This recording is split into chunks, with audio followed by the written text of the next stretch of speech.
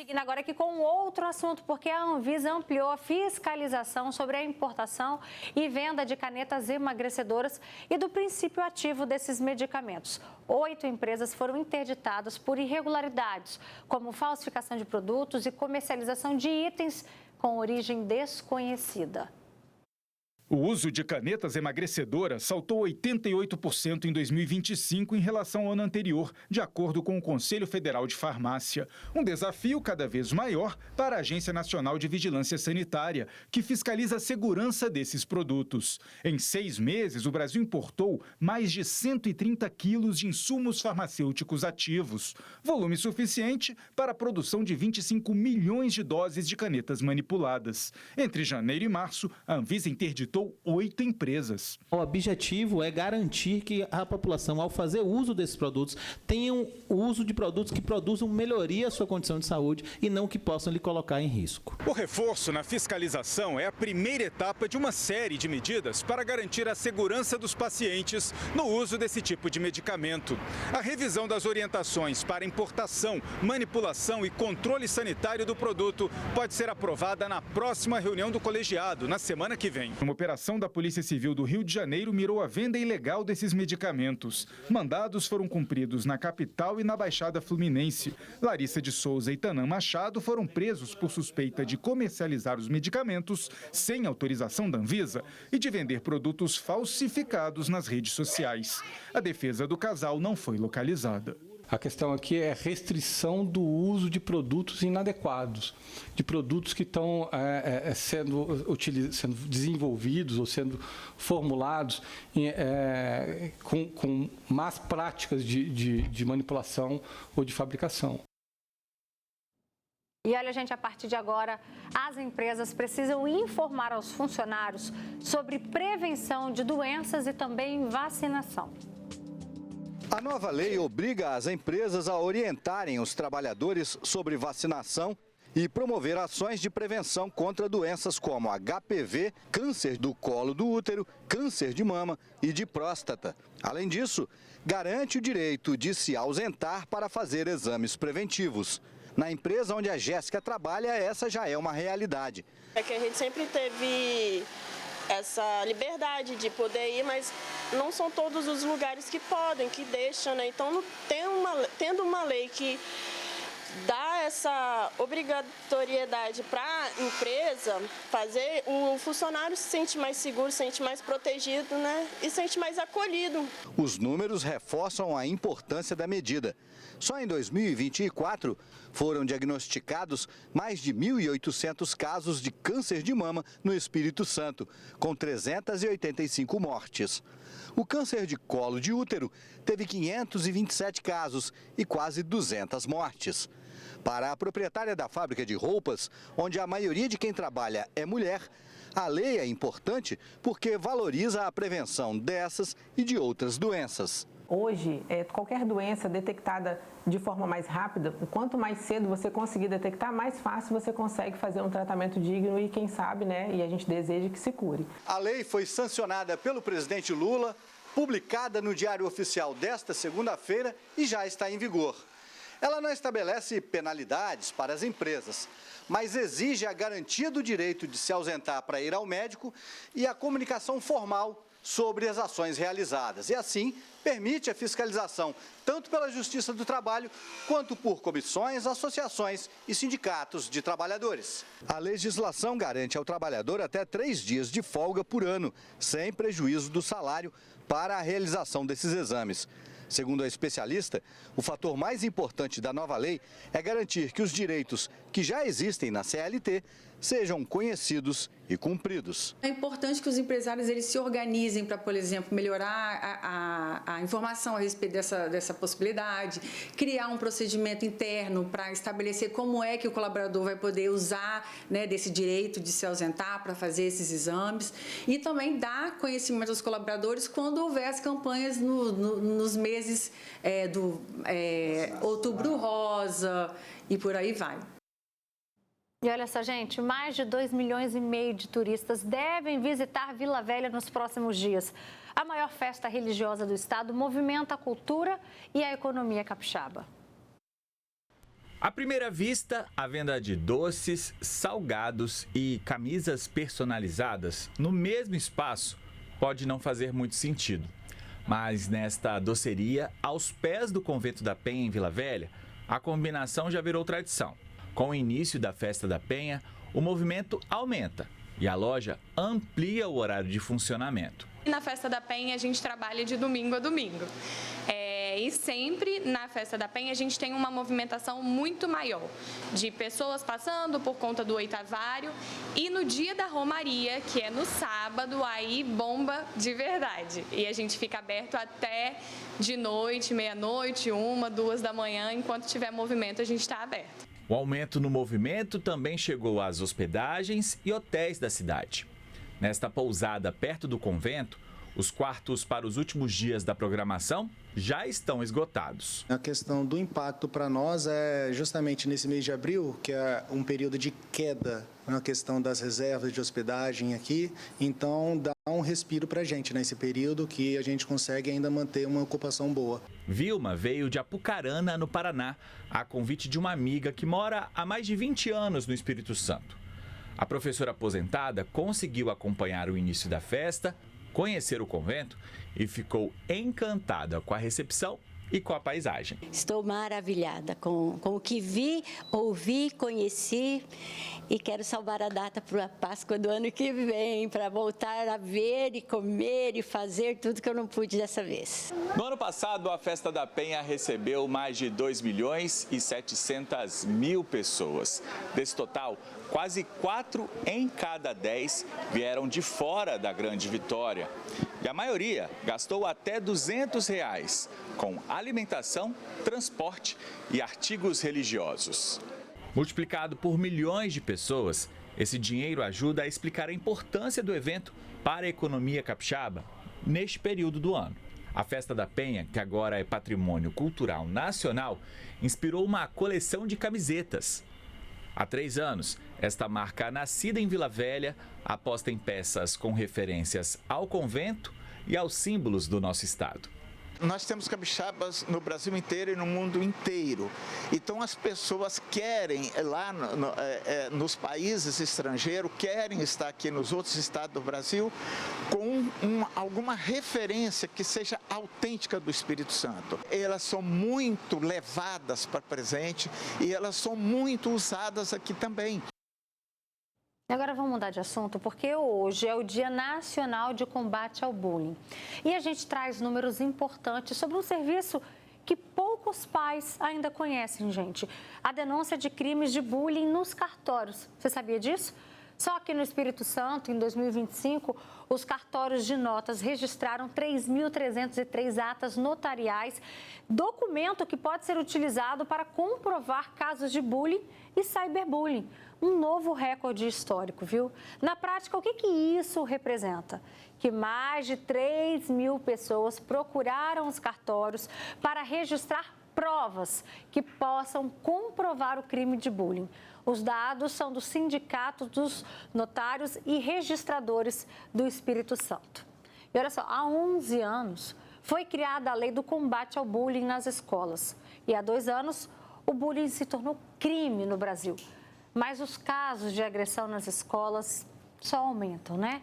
Apenas no ano passado foram mais de 150.000 situações registradas. E esse é o nosso assunto de agora. Vamos bater um papo sobre isso? Manda pra gente, você pai, você mãe, você que ouviu do seu filho recentemente esse relato, né? Manda pra gente a sua história. Aqui no nosso estúdio, a gente recebe a Rosilene. Obrigada, Rosilene, pela sua presença. A gente também recebe aqui a Michele Gonçalves, que é psicóloga. Obrigada, Mi, pela sua participação. E também o Diego, ele é advogado. Obrigada, Diego, pela sua presença aqui. Uma ótima tarde. Vamos começar ouvindo dessa mãe o quanto é triste chegar em casa e ver um desabafo do seu filho sobre essa situação, né, mãe? Conta pra gente no microfone, o que aconteceu com ele? Boa tarde. Boa tarde. Então, meu filho, há 2 anos atrás, ele sofreu um bullying na escola, né? Esse bullying foi, assim, bem agressivo. Então, assim, eles tiraram a bermuda dele, bateram nele na barriga. Ele foi muito sofrido, esse bullying que ele teve lá nessa escola. Puxaram a calça dele, chutaram a parte dele íntima, empurraram ele de uma escada, que lá nessa escola tem uma escada, e deram uma pesada nele, ele caiu lá embaixo, chamava de gordo, de branquelo, de baleia. Várias situações eu passei com ele, não foi uma vez, 2 vezes, 3 vezes. Eu sofri muito com meu filho, sofrendo bullying na escola. Procurar a instituição? Não, porque eu nunca fui orientada. Eu nem sabia que existia esse... Mas nem mesmo a escola, você não foi na diretora? Não, fui conversar com a diretora, sim. Mas em nenhum momento ela falou para mim que eu precisava fazer um boletim de ocorrência, procurar meu direito, em nenhum momento. Só falava assim que ela ia resolver esse problema, mas esse problema nunca era resolvido. Sempre ele enfrentava, né, esse abuso de bullying na nossa escola. E bullying e também violência, né? Pelo que você está relatando. Muita violência, tadinho. Ele até hoje tem trauma. Quando eu falo assim, meu filho, vou te botar nessa escola. Deus me livre, mãe. Você sabe quanto eu sofri. Foi muito sofrimento do meu filho. Foi muito mesmo. Foi dolorido para mim. Foi muito triste. Daqui a pouquinho você vai contar pra gente de que maneira isso foi resolvido, então, tá? E a Michele, queria que você comentasse, olha que interessante a gente trazer esses dados, porque há alguns anos, se um filho chegasse em casa relatando para os pais que estava sofrendo bullying na escola, talvez nem os pais iriam levar esse assunto a sério. Né? Se hoje a gente vê esse número crescente de denúncias, de pessoas que buscam os cartórios, é sinal de que os pais estão preocupados do efeito disso com os filhos? Estamos caminhando lentamente, né, Roberta, para esse reconhecimento, porque o bullying, ele é uma agressão psicológica, né? No caso do filho dela, além da agressão física, ele sofreu agressão psicológica. E aí a gente vê vários outros fatores associados a essa ação, né, dessas pessoas contra uma criança na escola ou contra qualquer indivíduo que seja. A gente pode ver presença da ansiedade, da depressão, isolamento social, um trauma que vai repercutir aí por longo prazo da vida, até mesmo não querer mais voltar a estudar, como que é o caso dele, não querer conviver naquela roda, né, aquela sociedade. Mas a gente ainda precisa trabalhar muito para que ainda seja denunciado muitas vezes. Porque a gente não pode minimizar o que aconteceu na escola. A gente não pode minimizar uma fala dentro de casa. A gente tem que levar a sério. Os pais precisam, de fato, abrir os ouvidos e tomar posse disso, fazendo denúncia, levando em conhecimento da escola, sabe? Fazendo justiça à fala que o filho trouxe para dentro de casa, porque é verdadeira, porque dói muito. Michele, daqui a pouquinho eu quero que você conte para a gente de que maneira que a gente lida com esse sentimento dos nossos filhos. Sabe, ao mesmo tempo a gente precisa encorajá-los para que eles não desestimulem do estudo, percam esse incentivo, mas ao mesmo tempo a gente precisa fazer esse acolhimento, sabe, como encontrar essa fala para a gente empurrá-lo para que ele possa seguir adiante. Mas antes, deixa eu conversar aqui com o Dr. Diego sobre em que momento que a gente deve procurar, por exemplo, a polícia ou então a instituição. Como é que a gente sabe se é hora de buscar a escola ou registrar um boletim de ocorrência, por exemplo, doutor? Boa tarde, novamente, Roberta. Roberta, quando essas práticas elas se tornam reiteradas, né, a escola ela já foi comunicada, né, a escola, né, ela tem o dever de agir, né, ela tem o dever de prevenir, né, intervir, né, e ainda assim, quando há essa comunicação e essas condutas, essas práticas, elas continuam sendo reiteradas, se esgotou as vias administrativas, aí sim é o momento ideal para a gente poder buscar o Poder Judiciário para estar podendo resolver essa questão. E o que serve como prova? Então, prova prints de WhatsApp, conversas, vídeos, certo? Testemunhas, tudo isso ajuda a formar um contexto probatório robusto para que na hora que você vá até o Poder Judiciário levar, né, esse problema, né, você tenha, né, um respaldo, você tenha uma certa segurança para buscar essa reparação. Por exemplo, esse vídeo, essas fotos, esses prints, isso antes precisa ser registrado em cartório para ter validade judicial? Sim. O importante ser registrado através da ata notarial. É importantíssimo fazer esse registro através da ata notarial, porque vai dar uma validade muito maior, né, a esses elementos todos que vão compor, né, as provas desse eventual processo judicial. E é importante a gente estar divulgando essa informação, porque, por exemplo, a Rosilene não sabia disso, né, na época. Não sabia. Se eu soubesse, você pode ter certeza que eu tinha entrado com os meus direitos, com certeza. E tinha provas? Tinha isso? Eu tenho ainda. Você tem ainda? Tenho sim. Vídeos, fotos, o quê? Tenho vídeo, chegando roxo várias vezes, com o olho até roxo, ele já chegou, meu filho. Entendeu? As costas dele machucadas. E eu tenho um vídeo até hoje que eu guardei. Né? Assim, quando eu olho, às vezes, eu falei, meu Deus, chega a doer o coração quando eu vejo, né?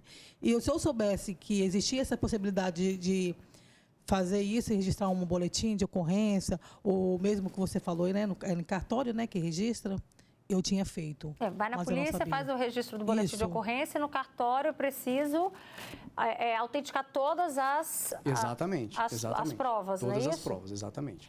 Mesmo passado quanto tempo, Rosilene?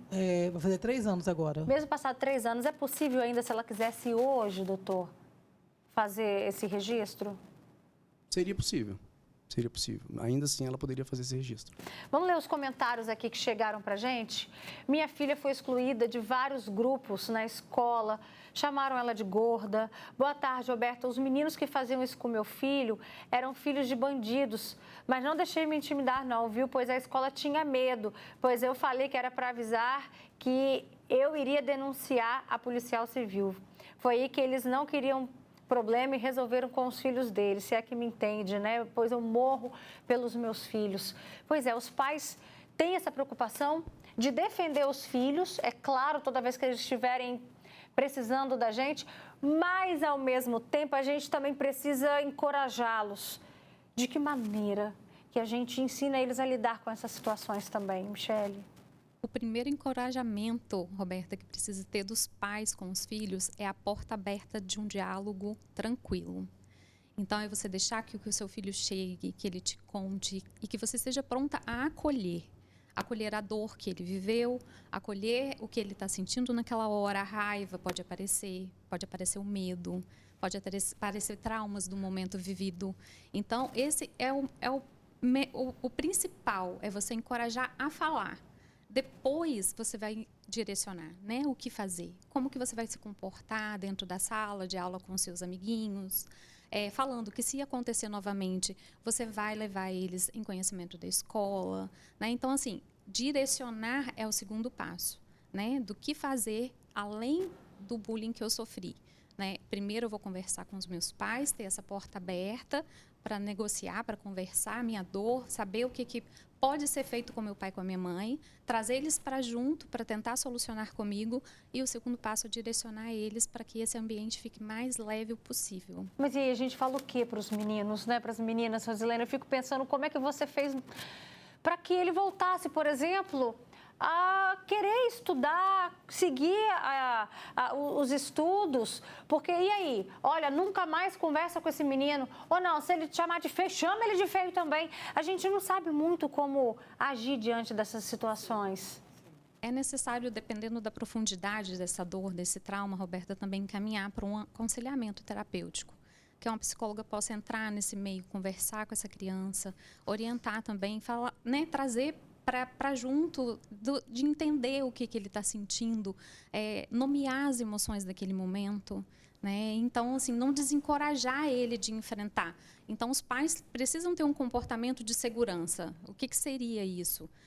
Levar o filho de mão dada até a porta da escola, ou até mesmo permitir, né, que junto à escola, de entrar dentro da sala de aula para deixar ele bem próximo da turma, para que as crianças que estão fazendo bullying com ele entendam que tem um adulto responsável, que tem um adulto que está vigilante, sabe? Então, não é amedrontar, não é encarar, não é brigar, não é levar para esse âmbito, mas é, de fato, você impor o seu respeito de pai e mãe nesse momento. Tá certo. Gente, obrigada pela presença de vocês. Obrigada, Diego, Eu que Michele. agradeço. Obrigada também, Rosilene. No caso do filho dela, ela precisou até mudar de escola, mas graças a Deus, hoje ele tá bem. Dá um beijo nele, tá bom? Uma ótima tarde.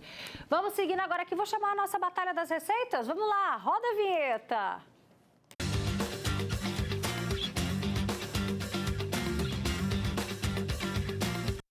Essa quinta-feira promete, minha gente. Vai lá, ajuda a gente a escolher a receita que nós